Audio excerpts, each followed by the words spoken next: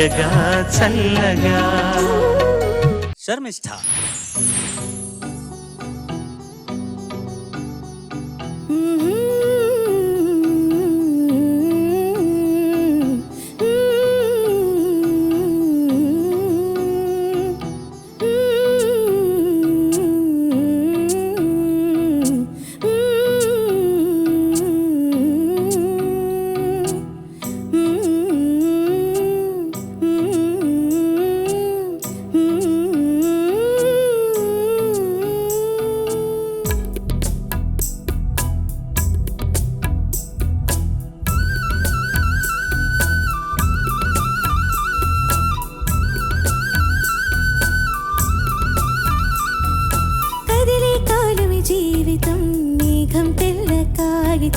రాసానికి ముందుగా మదిలో మాట తీయగా చంద్రుడు సూర్యుడు వార్తాహరులంట రేపవలు ఎప్పుడైనా లేఖలు నిన్నే చేరునోయ్ కదిలే కాలమి జీవితం మేఘం తెల్ల కాగితం రాసానికి ముందుగా మదిలో మాట తీయగా చంద్రుడు సూర్యుడు వార్తాహరులంట రేపవలు ఎప్పుడైనా లేఖలు నిన్నే చేరునోయ్ కదిలే కాలమి జీవితం మేఘం తెల్ల కాగితం రాసానికి ముందుగా మదిలో మాట తీయగా.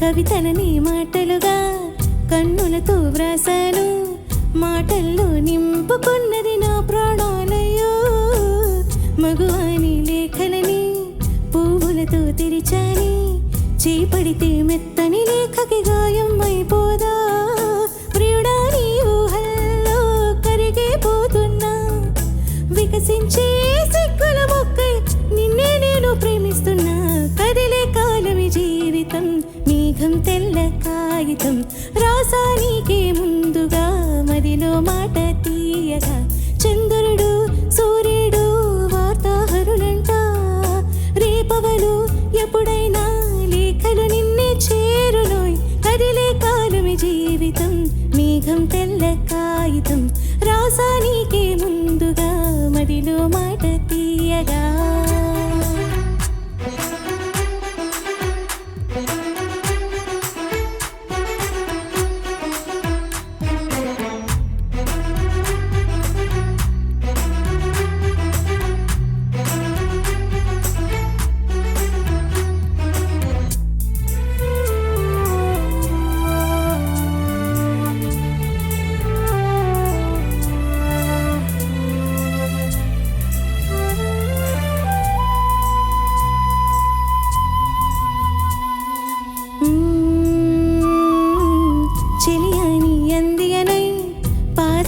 ముత్తిడనా చేపడితే నిదురించెప్పుడు సుగంధమై రానా నా కాలి అందియవో నాలో నీవు పిరివో ప్రియుడాను సుగంధమైతే వసంతమైపోనా జీవమన్న ప్రాయం గమ్మనుంటుందా ప్రాణాలే నీ కర్పిస్తా పెదవుల తేనే పంచేయవా లా లా లా లా లా లా లా లా లా లా కదిలే కాలమి జీవితం మేఘం తెల్ల కాగితం లా లా లా లా లా లా లా లా లా లా లా రాసానికి ముందుగా మదిలో మాట తీయగా చంద్రుడు సూర్యుడు వార్తాహరులంట రేపవలు ఎప్పుడైనా లేఖలు నిన్నే చేరునోయ్ కదిలే కాలమి జీవితం మేఘం తెల్ల కాగితం రాసానికి ముందుగా మదిలో మాట తీయగా.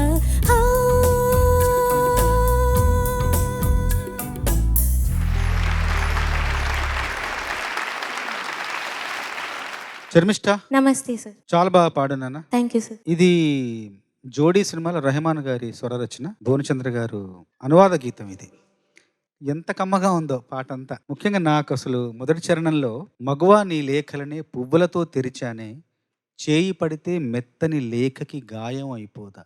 అమ్మాయి ఉత్తరం రాస్తే ఆ అమ్మాయి ఉత్తరాన్ని చేతులతో తెరవలేదు, చేయి పడితే ఆ లేఖకి ఎక్కడ గాయం అవుతుందని పువ్వుతో ఆ లేఖను తెరిచారు. అంటే ఒక అమ్మాయి మనసు గెలవాలంటే, ఒక అమ్మాయి మనసుకు దగ్గర అవ్వాలంటే, ఒక అమ్మాయి మనసును నమ్మించాలంటే ఎన్ని అబద్ధాలు ఎన్ని చెప్పాలి కవిత్వాలు రాయాలరా నాయనా, ఎంతెంత తిప్పలు పడాలి. ఓయ్ చాలా చాలా గొప్పగా పాడావు నాన్న. థ్యాంక్ యూ చాలా సార్. గొప్ప పాడావు. భువనచంద్ర గారి గురించి ఒక గొప్ప లక్షణం చెప్తాను. ఏంటంటే ఎవరికైనా సరే, ప్రపంచంలో ఎవరికైనా సరే, ఏ కళాకారుడికైనా సరే, పక్క కళాకారుడు ఒక గొప్ప పని చేశాడు, ఒక మంచి పని చేశాడు, కాస్తో కూస్తో ఒక ఈర్ష, ఒక ద్వేషం కాస్తో కూస్తో ఉంటుంది. కాకపోతే దాన్ని ఎలా అణుచుకున్నాడు, దాన్ని ఎలా తర్కబద్ధంగా ఆలోచించి దానిలోంచి బయటకు వచ్చి మళ్ళీ ప్రేమను ప్రదర్శించడానికి వాళ్ళ వాళ్ళ సంస్కారాలను బట్టి ఉంటుంది. అవునా కాదా? అవును సార్. కానీ భువనచంద్ర గారిలో అణువంత కూడా ఈర్ష, అసూయ, ద్వేషం లేని అనంత సౌహార్దం ఆయన సొంతం. ఇది నిజం.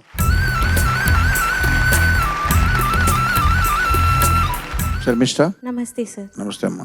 బాగుందమ్మా, చాలా చక్కగా పాడావు. నా నా నా నని నా నా నా నానే నా నా నా నా నా.